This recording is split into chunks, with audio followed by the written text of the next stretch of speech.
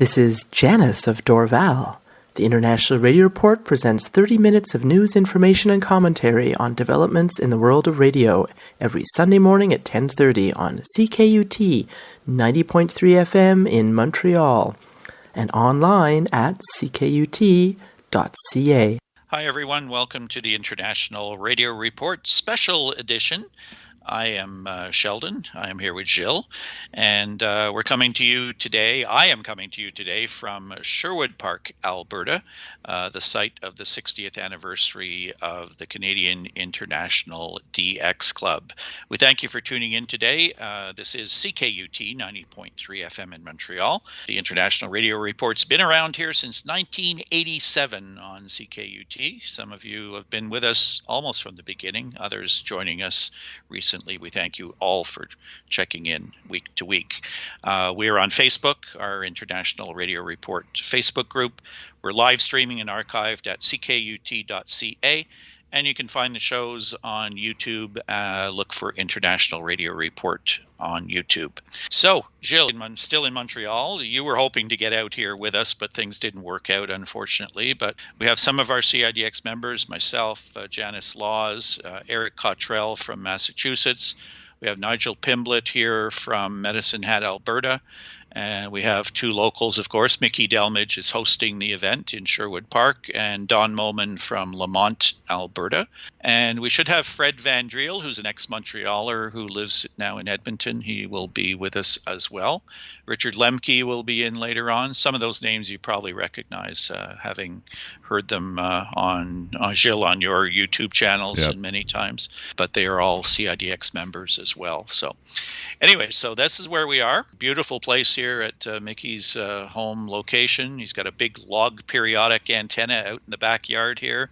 And, you know, we've got a lot of events over the weekend. Things are wrapping up today, Sunday. It was been a full weekend, lots of things going on. We had talked about some of them last week. So it would have been great to have more of you out here if you could have got out here. But anyways, we appreciate you being here, at least participating by hearing us on the show here today. Well, you know, I'm sad I'm not there, but, you know, maybe some other time something else will pop up and we'll be able to do it again. Oh, wow. Yeah, we've done these things historically. CIDX has been around since 1962. We bill ourselves as Canada's National Radio Monitoring Club. It started out in Western Canada and sort of migrated and has become sort of a nationwide club. And we've sort of got in the practice of having some sort of official gathering together every 5 years. So we've done a couple in Montreal, and we decided this year Mickey was hounding us. You know, you've got to get out to Alberta in Western Canada. So we decided to do that this year. So here we are. So what we're going to do today is a little bit of a special show. We're not going to have all, you know, our usual stories and whatever. We did want to focus on the events going on here. So we're going to let Driel sort of take over the helm here, and I'm going to line up some guests here that are at the event, and Driel will be you'll be speaking to them and getting some information about what's been going on and a little bit of background on some of those people. Absolutely. So we'll find our first victim and get them into the mic here and see how what they've got to say about what's been going on here.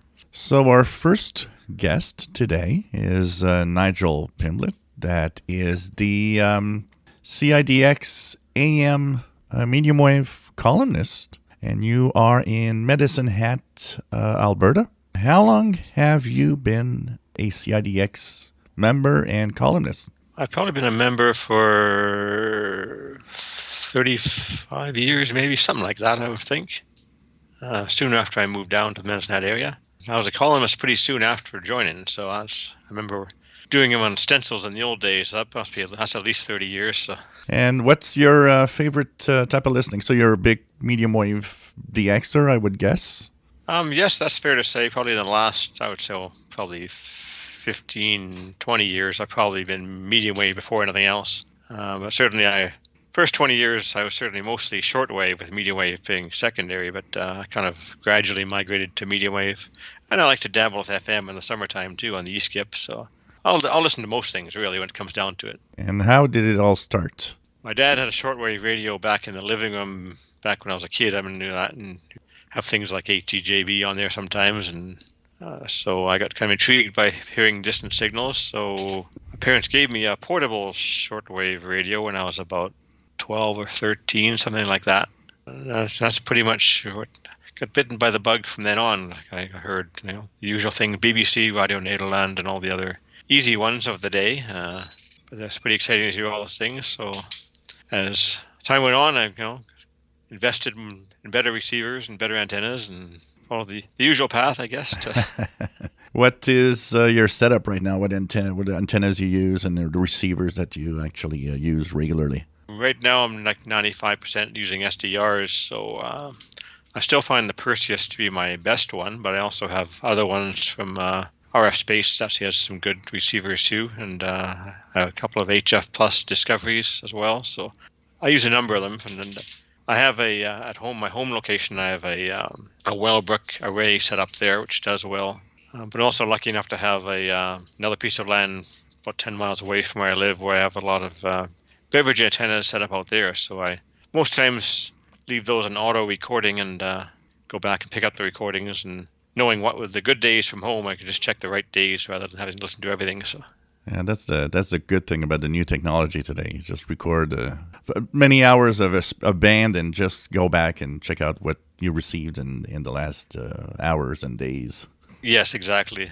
Yeah. We often say if only we would have had that technology like 30 years ago and a lot more signals to hear, it would have been awesome. Yep. And any special reception lately that kind of comes to mind? Well, I tend to take the summer off for the most part, other than doing FM e-skip listening. And I had a fair bit of success this year. But since then, probably my best reception has been some low-powered Australians up in the expanded band. Early September, there was one day in particular was actually pretty good. On 1629, I recall, there's a station called SEN, which is a sports outlet in Australia. They run 400-watt transmitters. Oh, wow. And actually you actually hear the echo effect because I was hearing obviously two of their transmitters at the same time. So that was pretty fun. Oh, wow. This is amazing. Your setup is probably much better than mine, especially your noise floor must be much lower than mine.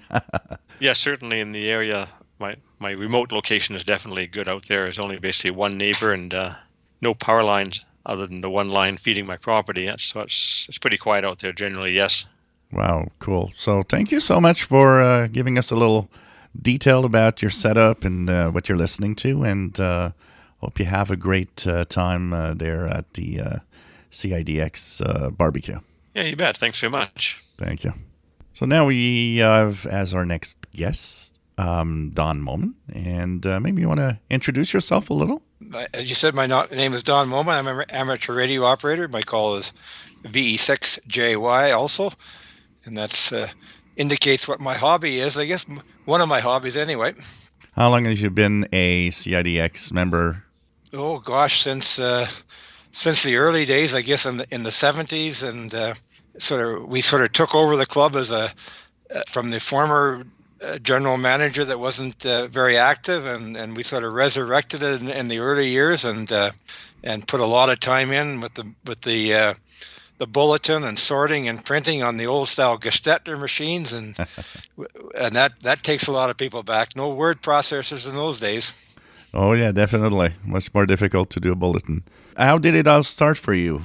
Well, my shortwave or radio listening started when I was a little kid, and I got the measles or something. I was confined to bed for a while, and turned on the table radio, and I discovered that late at night you could hear stations like WWL New Orleans and stations from all across America back in the Clear Channel days, and that just sort of fascinated me, and that's how it all got the bug got started. So you've got a very extensive listening post out there in Lamont. And how did it start? When did you decide that you wanted to have some really good antennas and fancy radios there? Well, it's a slippery slope, you know. You always want to hear that weak station a little bit better, and one thing leads to another, and I lived on an acreage of 3 or 4 acres near Sherwood Park, but it's a compromise. You've got a fair bit of room, but not all the room one needs. But you also have noise from neighbors. So my goal was to find a larger property where the neighbors would be quite a bit further away, and then I could pretty well do what I want. And that's what I found at my present 80 acre site near Lamont. And it's just, nature abhors a vacuum, and space, stuff expands to fill the space allotted, and one thing led to another. Towers were cheap. I had many people, Don will use them, just drop them off at his place. He can use that stuff. And so I'd come back and there'd be a 150-foot tower all nicely laid out with the guy wires sitting in my driveway, and it just happened. Yeah, and you've got some great SDRs that people can actually tune online, the Kiwi SDRs you have available for everyone. It's just amazing what you receive at that location. Anything special you received or any special ham contact you had recently that you're happy of? No, I've really been not that much focused on the amateur radio DXing portion. I, of course, with COVID, we don't get a lot of the expeditions anymore. They've been basically non-existent. I have worked every amateur radio country in the world. Wow. Which was a major goal. And once you've reached that, it's like, well, where do we go now? Uh-huh. And I do some nightly nets of locally in the province of Alberta. And I find I just enjoy the camaraderie of that. It's not rare DX, but it's a good familiar feeling, meeting the same friends every day on the radio, and I quite enjoy that. It's a much more relaxing thing, and that's sort of where my interests are right now. And as you said, a big goal is to sort of help out other listeners who are, embedded in this noise of the cities, and noise pollution is everywhere, and having the Kiwis and other remotes so they can enjoy the relatively quiet conditions I have, that's been a fairly major portion of what I do. There's a lot of equipment there that I never use. It's all for the benefit of those that want to tune in remotely. Well, I want to thank you so much for doing that because, it definitely helps. It's a great location. So if anyone wants to tune in, the Lamont SDRs are great. Thank you so much for the little interview here. Unfortunately, we don't have too much time for everyone, but thanks again, Don, and I hope you have a great barbecue. You bet. You're most welcome. Take care. Take care. So what's happening with our sun? Well, the sun is actually rather quiet this week. Once again, there were a few coronal mass ejections from some sunspots. We did have a minor geomagnetic storm that actually was triggered just by the solar wind.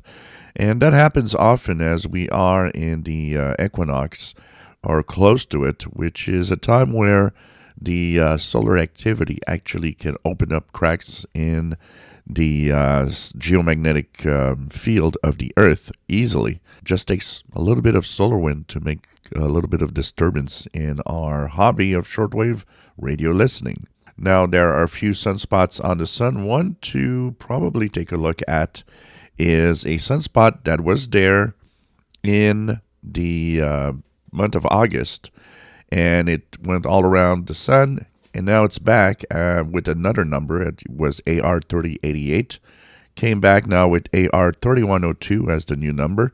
It's growing again as it was decaying for a while, so that will be a spot to look at because it's growing pretty fast, and it actually added more than 50% of its area over the past 24 hours. So you never know what could happen this week. Maybe some solar flare. This was the sunspot that actually added and peppered the Earth with a lot of solar flares in August. So I think it's going to be interesting to keep an eye on that. Sunspot number 64, solar flux 131. And when things are quiet down, propagation is actually really good. Equinox is an interesting time to listen to the shortwave bands, so take a listen and tune around because you will find some interesting signals at this time of the year. But the best way and the only way to know what's on is to take a radio and turn it on. Hi, I'm Mickey Delmage of Sherwood Park, Alberta. Hear the latest information from the world of radio, locally and internationally, each week on the International Radio Report on CKUT 90.3 FM in Montreal and online at ckut.ca. So our next guest is Eric Cottrell from the Boston area. So how did you learn and when did the CIDX club come into your life? Oh, it's basically during the Winterfest. The Boston Bad X group got together with the Montreal group, and of course, Sheldon's very active in CIDX, so we just joined, and now I'm the ham radio columnist. And so you haven't been doing the ham radio column for a long time now, but... about a year and a half, actually. Yeah, and it's by the way, it's a very good column for anybody that wants to join the club. It's a great, great column to read. How did it all start for you? When did the radio bug arrive? It was basically during when I was a kid listening. My uncle had a German-made radio that he used for AM shortwave, AM/FM shortwave, and was listening to the shortwave bands in between. And I had a clock radio as well, and found out that in between the local stations at night, you got these distance stations. And any type, what's the type of listening you're doing actually right now? I do mainly some BBC shortwave listening. I was heavily in utilities, still do a little bit, but doing a lot of VHF, UHF local stuff these days. But it was nice being able to hear stuff in the Pacific. Earlier was listening to WWVH. And WWV, we were hearing the female announcer, which we don't get very often back in Korean language broadcasts. Yeah, there's definitely a change when you go out west and hear all the Asian stations much easier than on the East Coast, basically. What are your main radios? What do you use? Basically, I use I use the SDR Play. I have several of them. And for using our 8600 for generally everything. And for my ham station, I have an ICOM radio, but not very much on HF. I just put up a HF antenna temporarily. Need to put a more current one. But I've been a listener a lot, so I used to listen to the ham radio stuff. Any special catches or anything lately that comes to mind? Well, the one thing that was amazing being on 770 kilohertz at night, and instead of the station from New York City, which comes in strong in the Boston area, I was hearing Bogota, Colombia. Oh, wow. There was a soccer game on, and that was just amazing that it was overpowering the local to me, New York station, and was armchair copy. Oh, wow. This is so cool. Yeah. So thanks so much for our very short interview, and thank you. Have a great barbecue.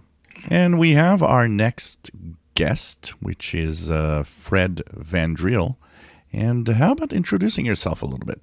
All right. Well, I grew up in Montreal and joined CIDX when I was there, became a ham operator there, and then life happens. I moved to Calgary in 1997.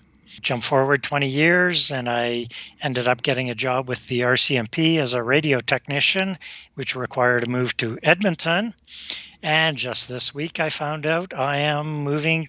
I'd applied for a position in Ottawa, and I found out it's been approved. So now I'm suddenly going to try to figure out how to move from Edmonton to Ottawa.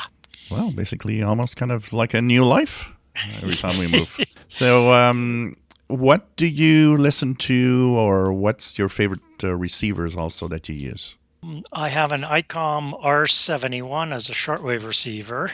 Recently got an ICOM R7100, so for the higher frequencies, mostly ham radios. I do mostly VHF and UHF, mostly for events communication. I do have a Sangean 803, I think it is. Okay. which I actually won as a door prize at the CIDX, one of the conventions in Montreal. Oh. I was the lucky winner of that. I think I was there at that time. I remember a winner of a St. Jean receiver. So Yeah, Janice was forcing everybody to buy tickets, and you can't say no to Janice. So I ended up with a lot of tickets and won. And how did the radio bug start? As a teenager, mostly my father probably, a Heathkit GR64 shortwave receiver. Before that, I had a tube AM radio that I connected a long wire antenna to, and from Montreal I could listen to New York City, even New Orleans regularly enough. That made me get the shortwave receiver, and I still have that Heathkit GR64. It's not working properly, so I may have to rebuild it. How did the bug get you into radio work, technical radio work, actually? For years I worked as a librarian. I'm also interested in aviation and started flying with Air Search and Rescue. And I wanted to get out of the library stuff. And my wife said, well, you like aviation, you like radios. Why don't you do avionics? So in 2010, I went back to school and got an avionics diploma. Worked for a couple of years in Calgary for an avionics company. And then a friend sent me the job posting for the RCMP, and I thought, well, what the heck, might as well apply for it. And got it. And yeah, life happens while you're busy. Well, I don't bother trying to plan because things just jump out of the woodwork at me. Any thing you've heard recently that comes to mind as something special? I've noticed that the shortwave bands are much quieter than they used to be. Since we're here at the convention, I'm going to ask a few people about my antenna setup. Maybe my antenna is lousy. That's the biggest problem. Of course, I do know that a lot of shortwave broadcasters don't exist anymore. Yeah, the noise level also is a big, big problem right now for most of us, actually. Yeah, my shack could be a problem with 3 computer monitors because during COVID, it became my home working from home place, and there's a few power supplies and LED lights, and yeah, there's a lot of noise. So I want to thank you so much for this short interview. I wish we had more time. Thank you so much, Fred, and have a great time at the barbecue. Yeah, and when I'm in Montreal or Ottawa, I'll probably come to Montreal and be on the show more often. Oh, yeah, hopefully. All right, take care, everyone. Take care. Thanks. Next, we have Mickey Delmage from Sherwood Park, Alberta. So you're also the editor of the very interesting column in CIDX. That is correct. And when have you learned about CIDX? When did it all start? Boy, when I moved from Manitoba to Edmonton, Alberta, I got a note from a Don Moman saying, hey, you're in Edmonton and so is CIDX. We should get together. And that was in late 1980. And the rest is history. How long have you been at the very interesting column? Well, I started writing for CIDX in 1984, doing what was called CIDX Guide, which was like, frequencies for different radio stations around the world. And then I did the DX program for a while. And then I took over Very Interesting, but I don't remember the year that was. But Nigel took the broadcast band column over, and I took the Very Interesting over. And that's been many years. And when did it all start for you, the radio bug? Radio? Well, I started listening to distant AM stations to listen to hockey games and that around North America when I was living in Manitoba. And that would be in about 1970. And I was a young lad taking air cadets, and there was a amateur radio operator that would come and teach us about radio. And I told him about my listening to distant AM stations, and he said, you should write to these stations. They have these things called QSL cards. So I started to do that, and in about 1972, I had a Heathkit Grundig radio that my brother and my father had built, and I started tuning around on it, and there's Radio Netherlands and HCJB and Radio Australia, And that was August 1972, so 50 years ago, just passed, that I've been listening to shortwave radio and continue to enjoy it. Wow, just 10 years over my 40 years that just passed. Exactly, yeah. So what's your main radios or antennas? What's the setup that you're using right now? Well, I have the Perseus SDR is the favorite, and also a transceiver, the ICOM 7300. And my antennas, I have a log period, a 7 to 30 megahertz log periodic antenna. Okay. And then 2 dipoles, one for 160 and one for 80. Okay, cool. Any reception lately? Something you heard that amazed you, or that? Well, with the antennas and radios that I have, I can, pretty well, if it's on the air, I can hear it. We are very lucky to hear all the South Pacific very well. And, I took the opportunity on the 23rd of August to, just do one day and send reception reports just out saying, hey, I've been doing this for 50 years, not looking for QSL cards or anything, just I'm still here. And it was amazing. I think it was 27 reports. Only 2 of them were non-English broadcasts. So there's still a lot out there to listen to. Not like the good old days, as we say, but still lots out there to listen to. So that's very interesting. And you found yourself being quite active also with your amateur radio now. Yep, that's the new thing. I've been an amateur for 20 years now, but mostly on the 2 meters. But then when I got the log up and then the transceiver, now it's around the world, as they say. Well, thank you so much for this short interview, and I hope you're having a great barbecue. We're having great fun. Tonight we'll be wrapping it up in a restaurant in Lamont, and also we'll be trying to hear you when you're on the air this afternoon. Yes, absolutely. Thank you so much, Mickey. Well, thanks to all of our guests today here in Sherwood Park, celebrating our 60th anniversary of CIDX. If you'd like more information about CIDX, we're open to anyone, anywhere. info@cidxclub.ca. You can email us. We'll send you a sample copy of our bulletin, and maybe you might like to join. So we'd love to have you on board. Yeah, great weekend out here. As Mickey said, sorry you couldn't be out here with us, but through technology, you can at least participate. But you'll be wrapping up things on this weekend as well, doing something from Montreal. So fill us in on that. Yeah, so at 20 hours Universal Time today, I will be activating the club station, Victor Echo 2 Alpha Quebec Papa.